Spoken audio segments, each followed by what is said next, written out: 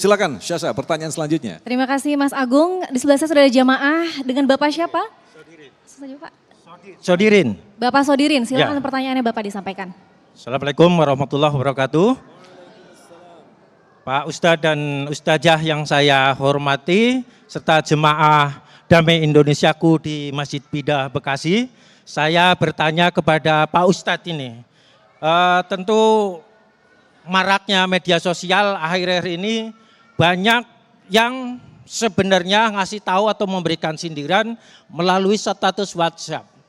Tidak bermaksud mengarah ke salah satu atau pribadi terhadap seseorang, tapi apakah hal ini menjadi keburukan atau dosa di orang yang memuat status padahal bermaksud hanya sebatas membuat status saja. Tapi kan faktanya banyak atau ada orang yang tersinggung padahal tidak bermaksud seperti itu Pak Ustadz.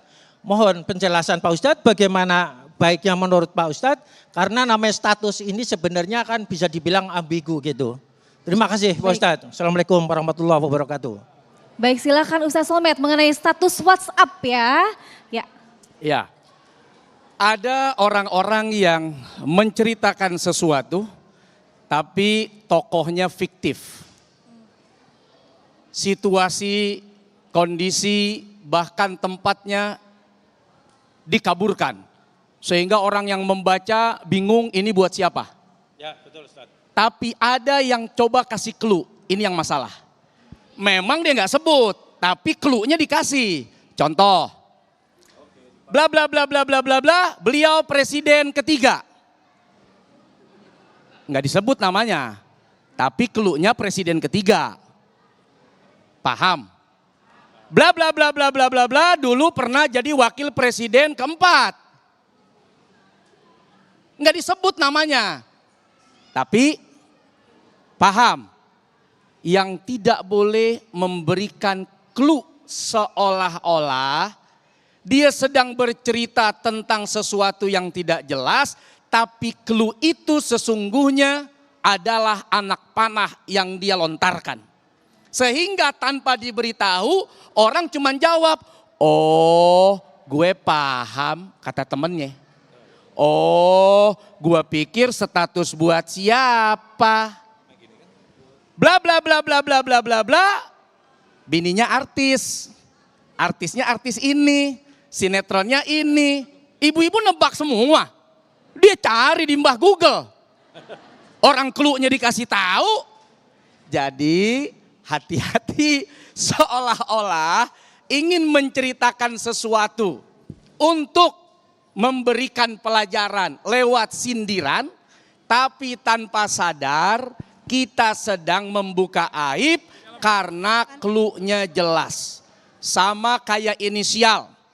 Ada pelaku kejahatan inisialnya INDRAN, semuanya kebaca.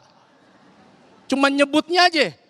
Dieja-eja, tapi begitu disambung, loh kebaca ini namanya. Nah, yang namanya inisial ya tidak boleh jelas. Yang namanya cerita untuk menyindir tidak boleh mengarah. Kan bisa? Bisa nggak kira-kira bercerita tanpa mengarah?